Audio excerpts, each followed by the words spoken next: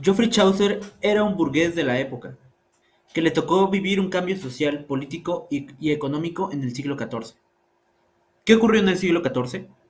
La persistencia de una crisis económica, social y demográfica, que abrió una transición desde el feudalismo económico hacia el capitalismo comercial, que se hizo evidente en el siglo XV. El estallido de revueltas urbanas y campesinas que deterioraron el tejido de la sociedad feudal, entre ellas la Gran Jacquerie en el norte de Francia en 1358, la revuelta de los Ciompi en Florencia 1378 y la sublevación campesina de Wat Tyler en Inglaterra en 1381. La crisis de la Iglesia católica, que bajo la influencia de la dinastía francesa Valois trasladó la sede desde Roma hasta Avignon. El fortalecimiento político y económico de los países de Europa Central, tales como Bohemia, Hungría y Polonia. La crisis política y económica que sufrieron los países de Europa: Inglaterra, Francia, Castilla, Nápoles y Aragón. El desarrollo del humanismo que comenzó en Italia, donde autores como Boccaccio, Dante Alighieri y Petrarca difundieron la literatura en italiano. Geoffrey era la creciente esencia de esta emergente clase media. Los cuentos de Canterbury, su obra más notable, narra 24 cuentos, aunque dos de ellos escritos en prosa. Habla sobre la vida cotidiana de distintos personajes de aquella época en particular. La obra resulta ser la más importante en la literatura inglesa, ya que implementa el inglés vernáculo como su idioma principal de la obra, sobreponiéndose ante el italiano, el francés y el latín, que algunos escritores de aquella época usaban en sus escritos. Aunque también se habla de que siglos atrás algunos escritores ya habían hecho esto. Pero es un poco incierto saber cuál fue el impacto de Chaucer. Este impacto que causó que en la literatura inglesa se ocupara el inglés como el idioma principal. Y principal dentro de la literatura en Inglaterra. Por extraño que parezca, en Inglaterra no era el inglés el que predominaba en aquella época. Fue un diplomático, filósofo y escritor de nacionalidad inglesa. Fue un diplomático, poeta y escritor de nacionalidad inglesa. Fue el primero en ser sepultado en la bahía de Westminster. También alcanzó su fama como alquimista y astrónomo, y compuso un tratado sobre el astrolabio para su hijo Lewis, de 10 años. Alabado por muchas obras como el libro de la duquesa, Las buenas mujeres, La casa de la fama, Troilo y Crecia, y por supuesto, los cuentos de Canterbury. Considerado uno de los poetas más importantes de su lengua, la inglesa. Es uno de los pocos autores de la época de quien se puede reconstruir su vida, a comparación de sus contemporáneos, como William Legland o el poeta Fear. Esto se debe a que Chaucer era diplomático, por lo que existen numerosos registros de su trayectoria, contando no menos de 500 fuentes fidedignas que testifican sobre ello. Chaucer nació en el año de 1340, en el seno de una familia con antepasados humildes y lleno de deudas. Suerte que cambiaría cuando su padre, John Chaucer, se casaría con Agnes Compton, quien heredaría propiedad de sus parientes y quien sería la madre de Geoffrey. Y de este modo, comenzó a relacionarse con aristócratas, tales como Isabel de Bourgh, condesa de Ulster, y de Leonel de Amberes, hijo del rey Eduardo III, con quien viajaría a Francia durante la Guerra de los 100 años. Es en el asedio de Reinos donde Chaucer es capturado por las fuerzas francesas, surgiendo la posibilidad de no volver a Inglaterra, e incluso en el peor de los casos, ser asesinado. Afortunadamente, Leonel de Amberes pagaría su rescate por 16 libras esterlinas, que hoy en día serían $12,000, ya que Chaucer era una persona importante para el rey. Años más tarde, estudia Derecho y labora como diplomático, sirviendo como miembro de la corte del rey de Eduardo III. Es así como adquiere conocimiento e inspiración para la creación de algunos cuentos, como por ejemplo El Caballero, El Magistrado, El Terrateniente, entre otros. Es posible que durante estos años ya habría iniciado con su carrera literaria, con el libro de la duquesa, en honor a la nuera del rey, Blanca de Lancaster. Además, el rey le regalaba a Chaucer un galón de vino diariamente, por su creatividad artística. Y esto fue por el resto de su vida. Y poética, de quienes participaban en el Día de San Jorge, premio que ganó Chaucer en el año de 1354. Premio que ganó gracias a esta obra, evidenciando que ya había comenzado a escribir. Volviendo a su cargo de diplomático, siguió sirviendo al rey y al Estado inglés por el resto de su vida. Se menciona que el rey Enrique VI, nieto de Eduardo III, canceló una deuda que debía el anterior rey al escritor. Por otra parte, como servidor del Estado, pudo salir varias veces del país. Viajó numerosas veces al exterior, tales como Francia, España y Flandes. Cabe destacar que era un políglota, hablaba inglés, latín, francés e italiano. También viajó a Genoma y Florencia en el año de 1373, donde se cree que Chaucer entabló una conversación con Francesco Petrarca y Giovanni Boccaccio, reconocidos poetas humanistas y prerrenacentistas, quienes influyeron en el estilo de Chaucer y los temas que plasmaría en su obra literaria. Debido a sus constantes viajes a Florencia, en el año de 1388, a Geoffrey Chaucer le tocó conocer de primera mano el Renacimiento italiano. Leyó en su auge a Petrarca, a Dante y a Boccaccio, cuyo Decamerón se convirtió en una de las principales influencias para la creación de los cuentos de Canterbury. Por eso la estructura es muy similar a estos. Los cuentos de Canterbury se publicaron en la década de 1380 y el libro presenta cómo un grupo de peregrinos viajaban de Londres hasta Canterbury a visitar la tumba del arzobispo Thomas Becket, quien fue asesinado. Este tema del asesinato de Thomas Becket también se aborda en la obra de T.S. Eliot, con el drama poético Asesinato en la Catedral. Estos eventos que ocurrieron en la historia de Inglaterra muchas veces están reflejados en las obras literarias. También muchas veces estos grandes eventos que ocurrían en la historia de Inglaterra aparecían en diversas obras literarias, sirviendo como una inspiración a los escritores. Pues aquí se cuenta la historia de un grupo de peregrinos que paran en una posada y ahí todos se reúnen para que cada uno cuente una historia. La obra muestra la actitud y las costumbres de la época medieval. Los cuentos muestran la actitud y las costumbres medievales de esa época, como la expansión de comercio entre naciones, las clases sociales y la creciente burguesía. Así es como Geoffrey Chaucer empezaría a escribir a principios de 1380 los cuentos de Canterbury, o en inglés, The Canterbury Tales, la cual tardaría casi 20 años en terminarla, y que se usará como una de las obras más importantes de la literatura inglesa, y quizá la mejor obra de la Edad Media en Inglaterra. Esa sería la última obra escrita por Chaucer, ya que fallecería en octubre de 1400.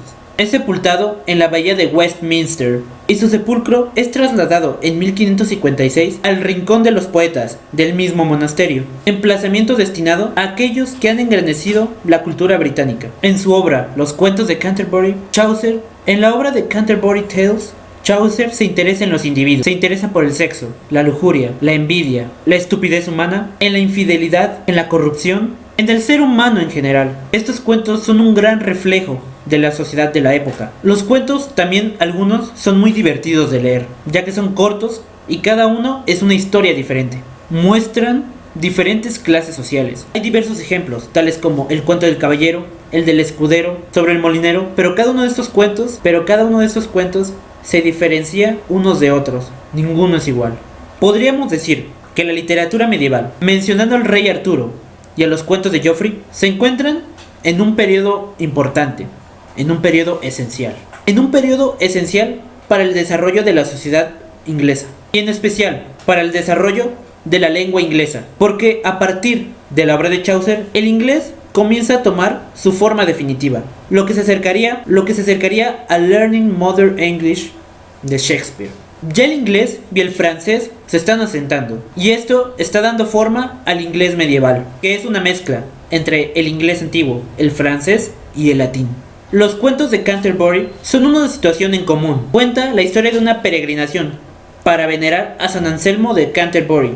La idea de Chaucer era que cada uno de los personajes contara una historia diferente. La idea de Chaucer era que cada peregrino contara una historia. Por eso en el relato encontramos un noble, el molinero, un religioso, personas que no sería normal verlas juntas en un mismo lugar. En lo que van a Canterbury a realizar las fiestas de San Anselmo de Canterbury, todos ellos van a contar un cuento, y el ventero, que sería como el dueño de la posada, en donde se paran para tomar un descanso, ejercería como el juez. Aquí lo malo es que al ser un texto tan antiguo, solo conocemos el 30% de la obra, aunque la idea original de Chaucer era hacer unos cuentos de ida y unos cuentos de regreso. Es por eso que algunos de estos están incompletos. Lo que caracterizaba a Chaucer con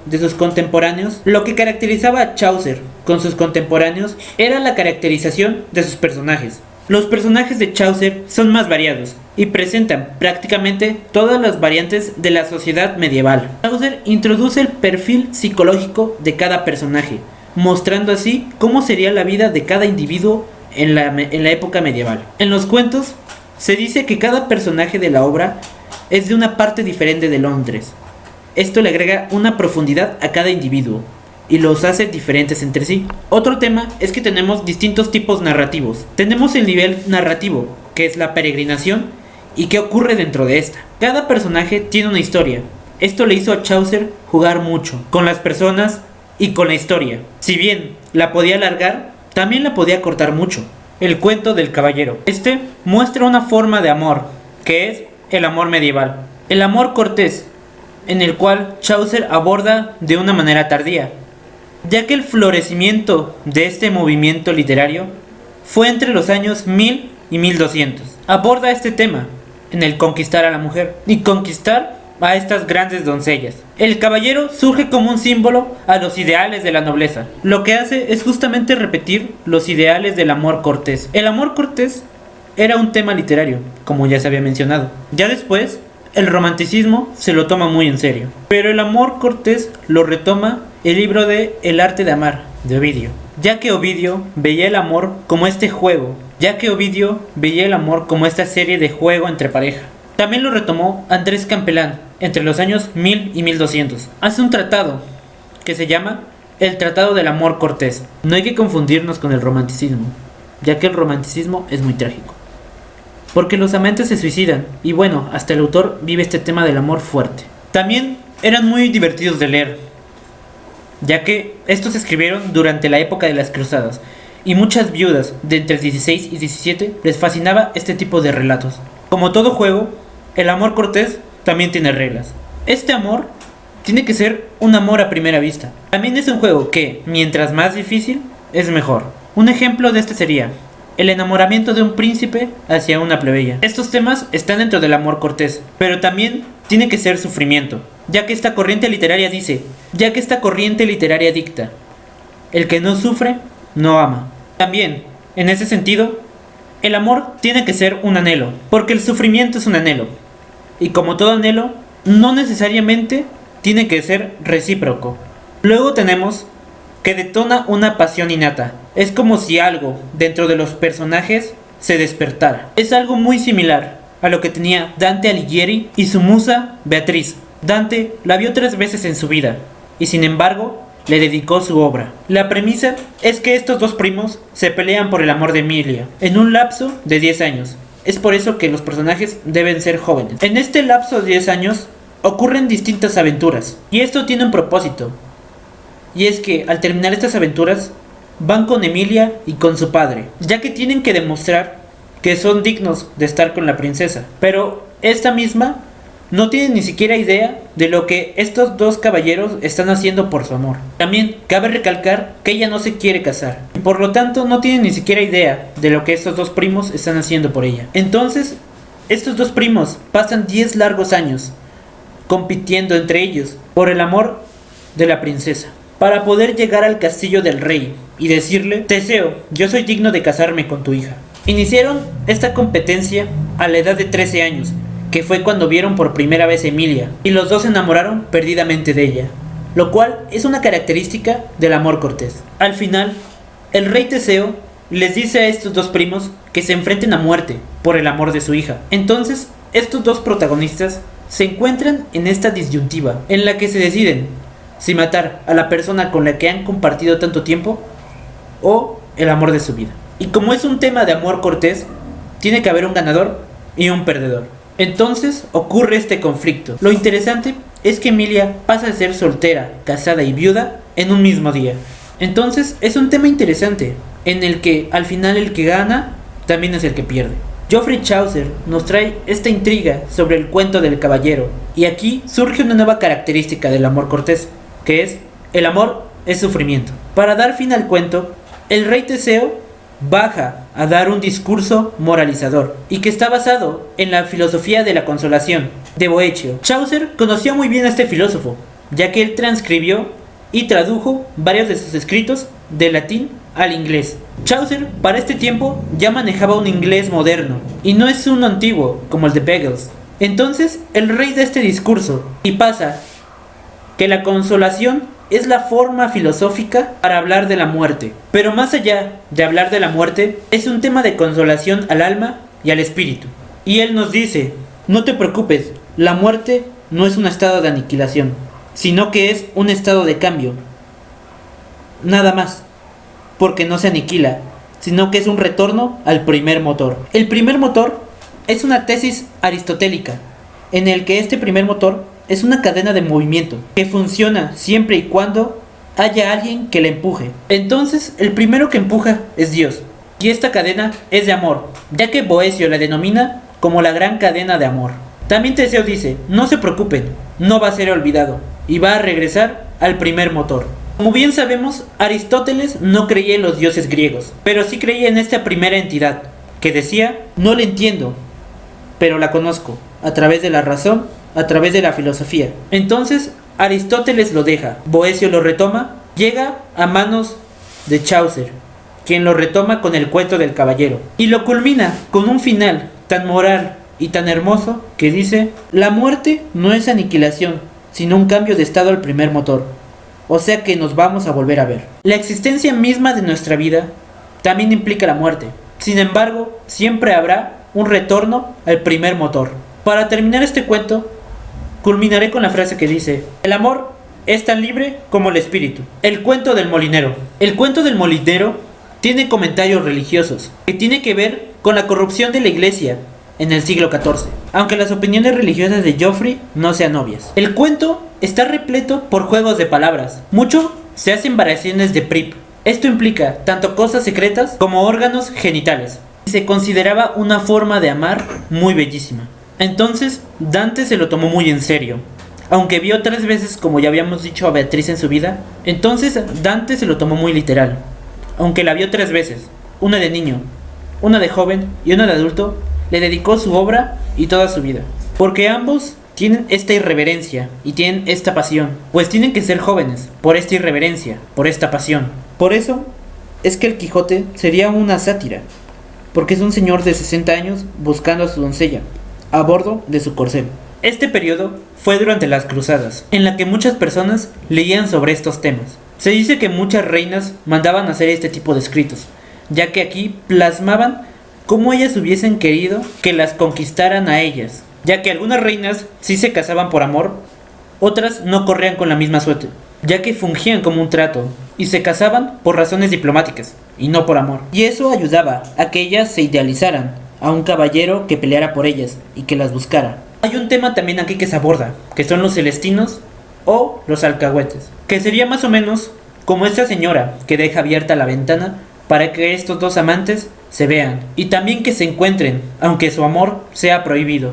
Pues sucede también que hay un tema cómico en torno a estos personajes. El cuento lo inicia con que había una vez un rey que se llamaba Teseo, en la Gran Grecia. Si bien en la Gran Grecia no había castillos, la gente tenía ideales medievales. Chaucer lo pone como un rey, pero Teseo, muchas veces en la mitología griega, es el deus ex machina. Este tema pertenece al dios que baja y resuelve todos los problemas, poniendo de ejemplo en que dos personajes crean un conflicto.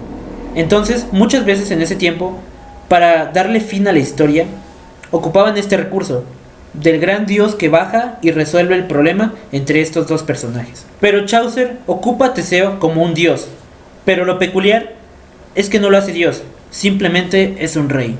También lo peculiar es que este personaje cierra la historia no con magia ni con hechizos, sino con una lección moral. Pues porque el caballero tiene que ser moralizado con este tema de los ideales de la nobleza. Tenemos 4 personajes: el rey Teseo, su hija y 2 primos, uno que se llama Arcites y el otro Palemón.